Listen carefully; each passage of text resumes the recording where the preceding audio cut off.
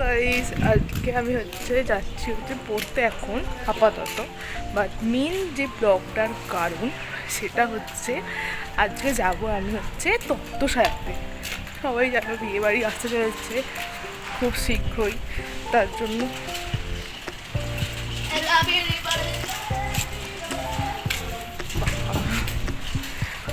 মানে এখানে আমি দেখে এলাম, আগের দিনকেই রাস্তায় আমি পড়ে গেছি। তো তত্ত্ব তো সাজাতেই হবে, তার জন্য তো রেডি করতে তো হবেই। তো তার জন্য যাবো তত্ত্ব সাজাতে। বাট তার আগে আমার পড়তে যাওয়া আছে, আজকে আমাদের পড়া আছে। আমি পড়তে যাব এখন, পড়ে এসে তারপরে যাবো মাসিমণিদের বাড়ি তত্ত্ব সাজাতে। তো আমি এখন যাচ্ছি যে ব্যাগ নিয়ে রেডি হয়ে পড়তে। এখান থেকে যাবো কদমতলা, মানে আমাদের স্কুল রাখবো, ঠিক আছে? আজকে আমাদের স্কুলের ওখানে। তো আজকে যেহেতু আমি স্কুল দেখাবো, আজকে আমি অন্য রাস্তা দিয়ে ঘুরে ঘুরে যাব। দুটো রাস্তা আছে পড়তে যাওয়ার আমাদের।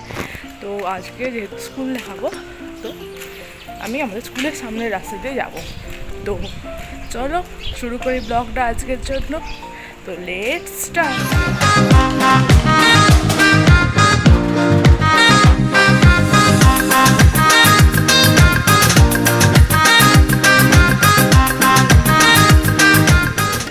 চলে এসেছি, এরপরে এখান থেকে টোটো ধরবো, যাবো কদমতলা বাজার।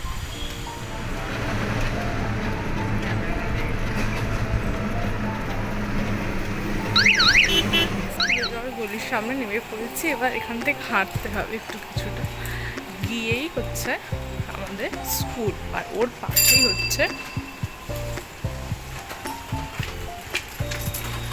আমাদের ম্যামের বাড়ি। সামনে স্কুল ছোটো মোটো দাঁড়িয়েছে, কিন্তু সামনে অনেক বাড়ি আছে। স্কুলটা না একটু অন্য ধরনের, মানে অন্য ধরনের না, অন্য জায়গায় ভিতর দিকে কোনা দিয়ে দেখাতে হবে স্কুলটা।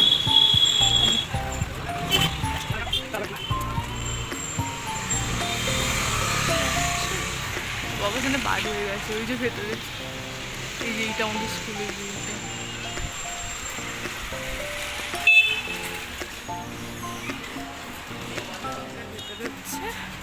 আমার কোচিং একদম পাশেই, স্কুলের পাশেই একদম কোচিং সেন্টারটা।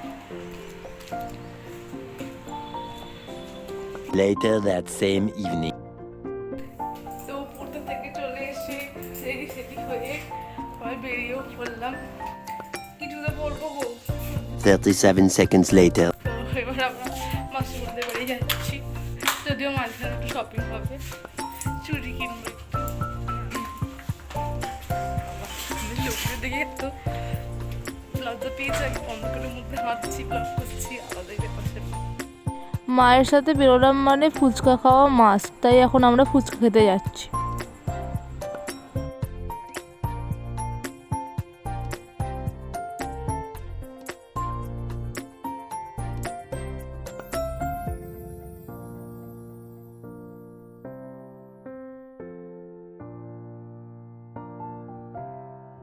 আগেরবার যখন রামতলায় এসেছিলাম তখন রাম মন্দিরটা দেখানো হয়নি, তাই আজকেও একদম মনে করে রাম মন্দিরটা দেখাচ্ছি। তো ওই যে আগে বললাম আগে শপিং হবে, তারপরে তো আগে শপিং করে নিই, তারপরে রাম মন্দিরে ঢুকবো, ঢুকে একবারে মাসিমণির বাড়ির দিকে চলে যাবো।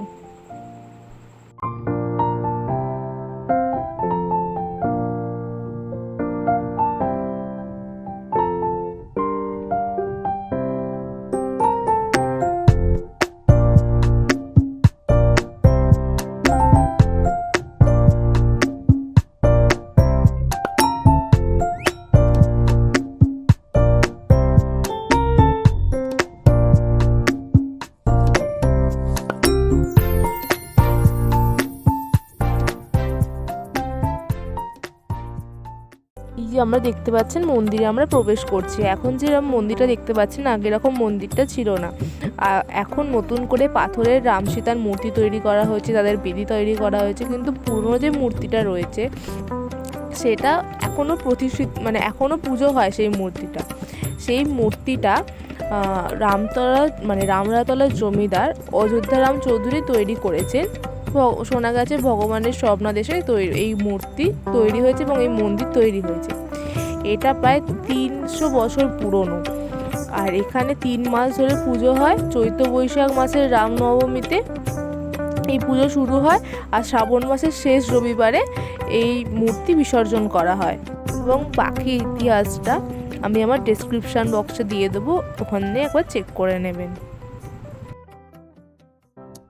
পরে আমরা মাসিমণিদের বাড়ি এসে তত্ত্ব সাজানো শুরু করে দিই।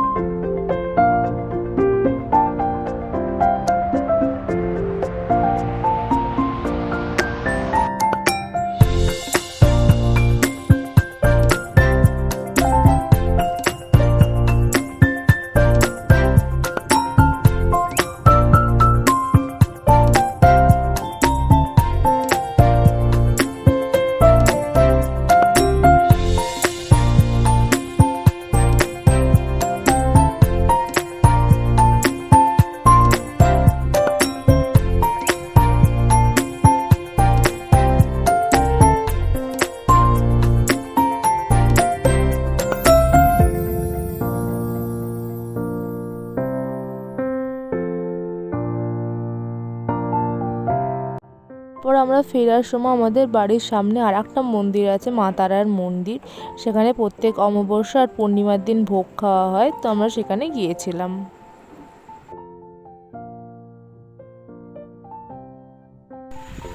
তো আজকে এইটুকুনি না, অনেক কষ্ট করেই তত সাজানো হয়েছে, কারণ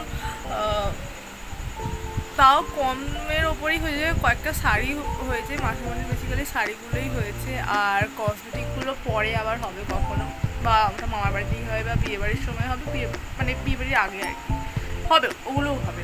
ওগুলো আস্তে আস্তে সব হচ্ছে পরপর, কারণ এইটুকু সময়ের মধ্যে আস্তে আস্তে প্রত্যেকটাই আর কি করতে হচ্ছিলো, প্যাক করতে হচ্ছিলো ওই ট্রের ওপর রেখে ভালো করে সাজিয়ে। কোনোটা একটা তো ডিজাইন করা হয়েছে, একটা শাড়ি ডিজাইন করা হয়েছে। তারপরে আর সব বলসগুলো, সোলার বলসগুলো দিতে হচ্ছিলো। তারপরে ওই সব থেকে মুশকিল কাজ হচ্ছে ওটাকে টেপ লাগানো। ওই ঝুঁকি কীরকমভাবে টেপ লাগানো না, বিশাল মুশকিলের। ওই টুলের ওপর রেখে তারপরে টেপ লাগাতে হবে, ওটা একটা ডিফিকাল্ট কাজ। কারণ মাঝে মাঝে আবার সোলার বলগুলো বেরিয়ে যাচ্ছে, আবার তাকে ঢোকানো হচ্ছে, আবার সেলো টেপ লাগানো হচ্ছে, এই হচ্ছে আর কি। আর ট্রেগুলোকেও খেয়াল রাখতে হচ্ছে, কারণ ট্রেগুলো বাই চান্স যদি ভেঙে টেঙে যায়, তো ওই জন্য। তো আপাতত হলো কয়েকটা সাজানো তত্ত্ব। আর আমি আজকে আমাদের স্কুলও দেখালাম, ভালো করে দেখা যাচ্ছিল না যদিও স্কুলটা। আসলে আমাদের স্কুলটা না একটু সামনেটা একটু বাড়ি আছে, সামনে বাড়ি, ফ্ল্যাট, দোকান এসব আছে। আর একটু ভেতরে গলি দিয়ে ঢুকে ভেতরে যেতে হবে। আমাদের স্কুলের কোনো মাঠ নেই বেসিক্যালি, ওই গলির মধ্যে দিয়ে ঢুকেই একদম ডাইরেক্ট স্কুল। তো আমি তো ওই গলিতে ঢুকি নেই, পরের গলিটা ঢুকেছি, যেহেতু আমার পড়তে যাওয়া ছিল তার পাশের গলিটায়। তো আমি যতটুকুনি তাও ওখান দিয়ে ভালো মতো আমাদের স্কুলটা দেখা যেত, কিন্তু এখন অনেক বাড়ি হয়ে গেছে বলে আর দেখা যাচ্ছে না। কত বছর স্কুল যায়নি, কত বছর বলতে ওই আমি উচ্চ মাধ্যমিক দিয়েছি 2022-এ। তো তারপরে তো এতদিন স্কুলে যাওয়া হয়নি, তাতেই বাড়ি হয়ে গেছে আরও।